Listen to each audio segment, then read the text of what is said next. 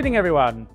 My name is Rob, and I am the co-founder and CEO of Native. I also have my fellow co-founders in the room, James and Hazeet. Give us a wave. And a round of applause. Somebody once told me that you've made it when people give you a round of applause before you've done anything. So there you go. You guys have made it. So, Native, we partner with Indigenous Guardians to help individuals and companies protect our planet one square at a time. And today, I'm going to talk to you about how we can fix carbon markets and unleash billions of dollars for the protection of the world's most precious and biodiverse ecosystems. So the first thing to ask is, if this is your priority, why focus on carbon markets? Why not focus on policy or philanthropy? Well, as a not particularly wise man once told me, climate change is like the internet. It's getting bigger and bigger every day. It's not going to go away, and we have to learn how to make money from it. Now, obviously, this is a little bit tongue-in-cheek, but I'm sure the truth of this won't be lost on the people in the room. The truth is that if companies' bottom lines and protecting nature are constantly in conflict with each other, then we're facing an uphill battle. We can wag our fingers, we can protest, but at the end of the day, from the last 50 years of climate action, we know which of those two priorities the company is going to choose.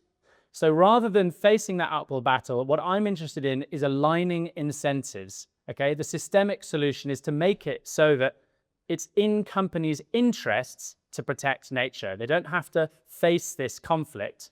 And because, as Abraham Maslow said, the definition of a good society is one in which virtue pays. We need to find ways for companies to make the business case for protecting nature. It's a very boring phrase, but unfortunately, it's true.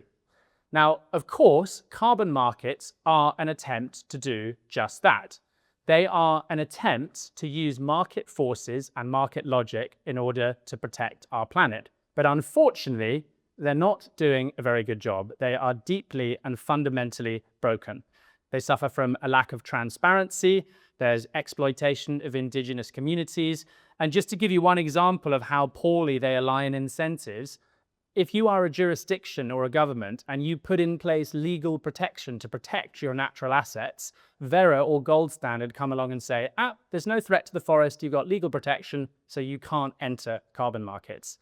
If, on the other hand, you've actively engaged with logging, then you can point to the remaining forest and say, look, there's a threat, there's logging nearby, and then you can monetize your forest. So it's precisely the opposite of the incentives that we're trying to create. And I think what really underlines all of these problems, what really links them together, is that we are trying to solve the problem with the same level of thinking that got us into this problem in the first place. The climate and biodiversity crisis is a problem of unfettered markets. So what on earth led us to believe that the solution to this is another market, right? There's got to be a more creative way of coming at this. But if we can't use markets to align incentives, then what can we use? I think instead of making nature protection about markets, we want to make it about marketing. Companies care what we think about them. They care what their employees think about them. They care about their customers and their reputation with their customers. They care what their investors think about them. And if we're clever and we can use this and we can create the right conditions so that companies aren't just greenwashing, but having real tangible impact and being rewarded for that impact, then we can unleash that $800 billion for the protection of the world's most precious and biodiverse ecosystems. Unfortunately, carbon markets are just about the world's worst marketing decision of all time. We have taken something beautiful and precious and dynamic that inspires wonder and evokes action, like rainforests, like mangroves, like coral reefs, real places that we have memories of that mean something to us, and we've turned them into a dry, abstract metric in a spreadsheet which represents a ton of odorless gas. I actually tried this today. I couldn't think of anything in the world that is less engaging than a ton of odorless gas. A fart is more engaging than a ton of odorless gas. We can do better than this. So let's not do that. Let's not reduce something beautiful to something abstract and boring. Let's instead use nature. Let's tie companies' impact to real, tangible, precious places that can be seen on a map. And let's give companies everything that they need in order to protect these places, but also to benefit from that protection.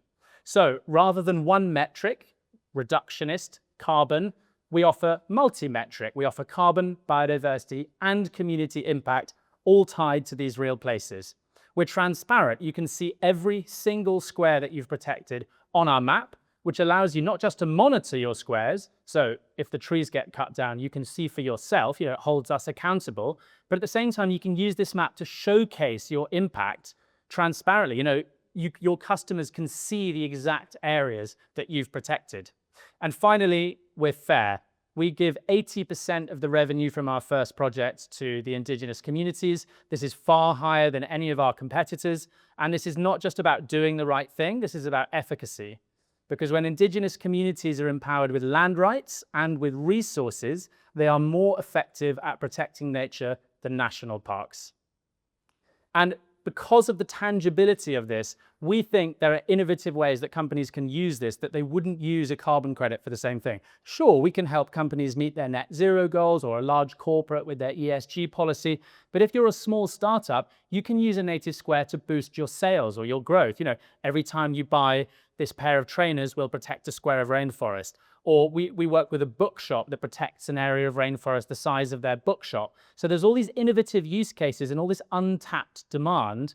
B2C, for example, individuals are not going to buy a ton of carbon, but protecting a square of rainforest, that's something that people might be prepared to do or even gift. So we think there's huge amount of untapped potential here because, surprise, surprise, people don't care about tons of carbon, but they do care about rainforest. So I'm going to leave you with one question. Everybody stick out your arms like this nice lady behind me. Yeah, there you go, out wide. That is roughly the size of a native square. That's 3 square meters. How much do you think it would cost to protect a square of rainforest of that size for 40 years? It's not rhetorical. So, anyone want to give a shout out, a guess? 10 grand. 10 grand? Anyone else? 40 years of protection? 1 grand? Okay. So the answer is $3. And that is more than you would get in mainstream carbon markets, significantly more. It's also more than a logging company would pay for the same area of rainforest. So the next time somebody tells you that they feel powerless to solve the climate and biodiversity crisis, you can tell them, no, it costs $3, and you can look at the square that you protected on our map. And I think if we can do this, if we can bring back the grace and the beauty of nature, and we can inspire people, then we can bring everybody with us, and we can protect our planet 1 square at a time. Thank you very much.